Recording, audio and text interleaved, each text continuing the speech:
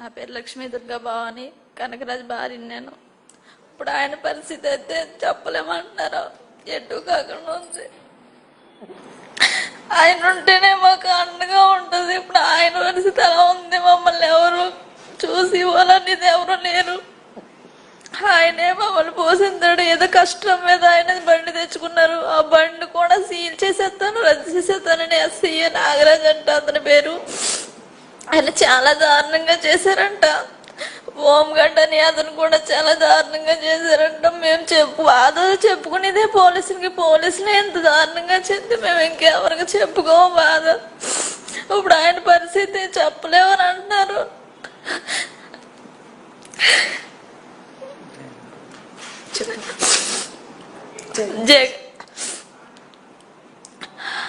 ఆయన పరిస్థితి అలా హాస్పిటల్లో ఉందండి.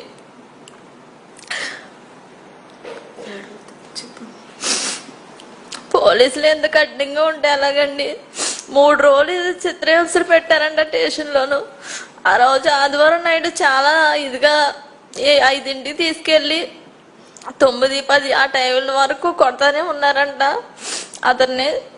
ఆ రోజు ఆదివారం నైట్ ఇంటికి వచ్చినాడు 11 అయింది. ఏం జరిగింది ఏంటనంటే మా ఆయన చెప్పారు, ఇలాగా రోడ్డు మీద డ్రంక్ అండ్ డ్రైవ్ చేయకోకుండా అసలు డ్రంక్ అండ్ డ్రైవ్ అంటే ఏంటండి, రోడ్డు మీద చేయాలి పోలీసులు అనేది. అలాంటిది ఆయన బండి మీద లాక్కుని షర్టు పిచ్చుకుని లాక్కుని స్టేషన్ లోపల తీసుకెళ్లి తలుపులేసి మరి అతని బట్టలు ఉప్పేసి మరి దారుణంగా పోలీసులు బూటకాలతో తొక్కడం తన్నడం చాలా దారుణంగా కొట్టారంటండి. 5ంటి కాడ నుంచి నైట్ 10ంటి వరకు కొడతానే ఉన్నారంట ఆయన్ని.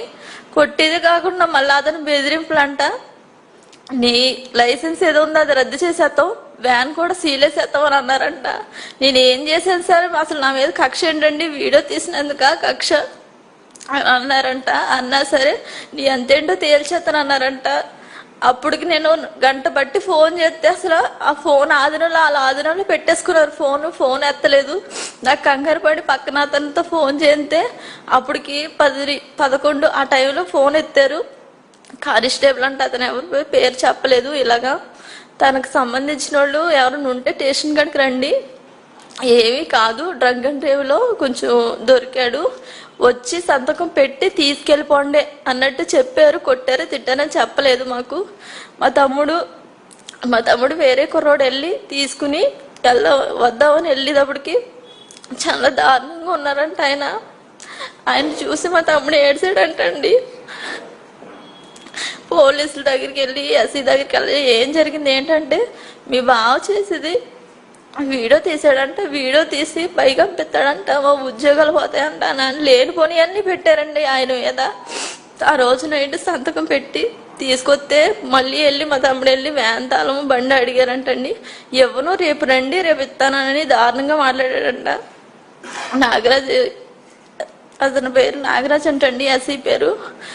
ఇంటికి తీసుకొచ్చిన తర్వాత ఆ రోజు నైట్ అత్త మనం ఎడుతూనే ఉన్నారు. మా ఆయన ఏం చేయాలో తెలియక అన్నం కూడా తెలియలేదు. ఆ తెల్లారి పొద్దున్న నేను తెలిసిన అతను ఉంటే మాకు తరపున మా అమ్మ తరపున పంపాను, ఇద్దరిని కలిపి పంపాను. పంపితే గంట వరకు లోపల కూర్చుని ఎస్సీ బయటికి రాలేదంట. ఈయన వెళ్దామని అన్నా సరే లోపలికి రావద్దన్నారంట కానిస్టేబుల్ వాళ్ళును. అతను పెద్ద అతన్ని కూర్చుని ఇక్కడ 3ంటికి బయలుదేరితే సాయంత్రం అక్కడికి వెళ్ళి అతను బయటకు వచ్చినోడికి 8 ఆ టైం అయిందంటండి. ఆ టైం వరకు అక్కడ బయటే కూర్చున్నారంట. అతను బయటికి వెళ్ళిపోతున్నాడంట. ఎస్సీ నాకు కేసులు ఉన్నాయి, నేను బయటకు వెళ్ళిపోతున్నాను చెప్పాలగాని బయట ఉన్న వాళ్ళకని చెప్పి కానిస్టేబుల్ ద్వారా చెప్పించాడంటండి. ఈయన బయటికి వెళ్ళిపోతుంటే అదేంటండి బయటికి వెళ్ళిపోతానని అంటున్నారు, ఈయన అసలు ఏం చేశాడు ఏంటనేది మాకు అనేది తెలియాలి కదనంటే, అతను ఏం చేసేది ఏంటో నీకు ఏం తెలుసు, అతను ఏమన్నా చుట్టాలా అది అని దారుణంగా మాట్లాడాడంటే ఎస్సీ. అదేంటండి డ్రగ్ అండ్ డ్రైవ్ అనేది రోడ్డు మీద చేస్తారు కదా, మీరు లోపల ఎందుకు తీసుకెళ్ళి లోపల ఎందుకు కొట్టారు చేశారని ఎందుకని చేశారని అంటే నీకు చెప్పవలసిన పని లేదన్నారంటండి. ఆయనతో కూడా చాలా దారుణంగా మాట్లాడారంట. ఇంకా అతను తీసుకుని కూడా ఇంటికి వచ్చేసి బాధపడ్డ ఆ రోజు నైట్ అత్తమానవును. ఆ రోజు నైట్ అత్తమానం ఆలోచించుకున్నారండి. ఈయన మరి ఏం చేయాలనుకున్నారు ఏంటనేది తెలీదు. ఈయన ఏమన్నారో నాకైతే చెప్పలేదు. ఆ రోజు నైటు ఎంత దారుణంగా అన్నారును. ఆ రోజు ఉదయం మంగళవారం పూట పొద్దున్నే నేను వెళ్తున్నాను అని అన్నారండి. సరే అయితే డబ్బుకి ఏమన్నా ఆశపడుతున్నారేమో బావా, ఒక 20,000 అలాగే ఇస్తానని చెప్పు, డబ్బుకి ఆశపడితేనని నేను చెప్పి పంపించానండి. స్టేషన్ కాడికి వెళ్ళి ఒక్కడే వెళ్ళి అడిగాడంటండి, కాళ్ళ మీద అడిగాడు, కాళ్ళ మీద పడి పడ్డాడంటండి. పడితే నేను డబ్బు తీసుకొని ఏం తీసుకొనిరా, నువ్వు నా ఎంత చూస్తానన్నావు, ఆ వీడియో తీసి నా ఎంత చూస్తానన్నావు, ఇంక నీ బతుకు అయిపోయింది, కుక్క బతుకు అయిపోయింది, ఇంక నీ బతుకు ఈ రోజుతో లాస్ట్, నీ వ్యానో రాదు, నీ లైసెన్స్ రాదు, లైసెన్స్ రద్దు చేస్తాను, వ్యానో సీల్ చేస్తాను అన్నారంటండి.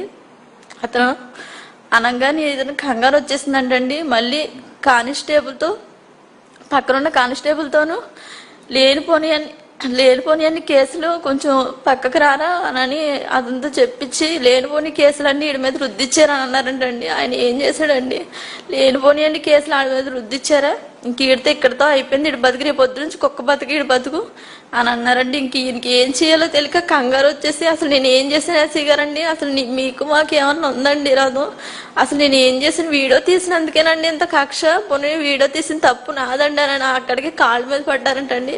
అలా అయినా కనికరించలేదంటండి.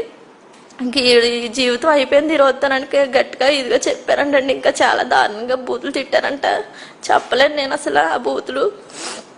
వెంటనే పరిగెత్తుకుంటే వెళ్ళి పెట్రోల్ తీసుకుని అక్కడే బండిలో పెట్రోల్ తీసుకుని అక్కడే వేసుకుంటూ వచ్చేసి స్టేషన్లో అంటించేసుకున్నారంటండి. అంటించుకున్నా సరే అలా చూసారంట కానీ దగ్గరికి వెళ్ళలేదంటండి. కాబట్టి పక్కన ఉన్న చుట్టుపక్కల ఉన్న వాళ్ళందరూ ఇసుక వేసి అతన్ని కొంచెం ఆరిపోయారంటండి. ఆరిపోయాక అప్పుడు 108కి ఫోన్ చేస్తే 108 వచ్చిందంటండి. వచ్చి అప్పుడు ఇక్కడ బందర్ హాస్పిటల్ తీసుకొచ్చారంటండి. తీసుకొచ్చాక అసలు ఫోను వ్యాను 3 రోజులు వాళ్ళ ఆధీనంలో పెట్టుకున్నారంటండి.